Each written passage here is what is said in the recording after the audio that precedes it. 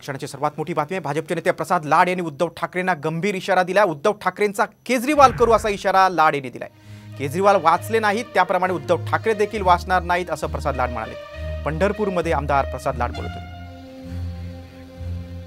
आम्ही उद्धव ठाकरे सारखे धंदे करणार नाही। एखादा अधिकारी बसवा आणि नेत्या लोकांना जेलमध्ये घालायचा प्रयत्न करा, जे माननीय मुख्यमंत्र्यांनी सांगितलं, ज्यामध्ये गिरीश महाजन, देवेंद्र फडणवीस, मी स्वतः, प्रवीण दरेकर, आशिष शेलार, रणजित नाईक निंबाळकर या सर्वांना जेलमध्ये घालायचा त्यांनी प्रयत्न केला, परंतु ते यशस्वी झाले नाहीत, कारण ते चुकीच्या मार्गाने चालले होते।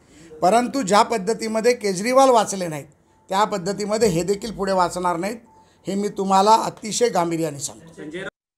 आम्ही जसं म्हटलं होतं की देशामध्ये एक पप्पू आहे, तसा राज्यामध्ये देखील उद्धव ठाकरे नावाचा एक पप्पू आहे। काल त्यांनी कुठंतरी म्हटलं आहे की मी शेण खातो म्हणून तुम्ही शेण खाणार का?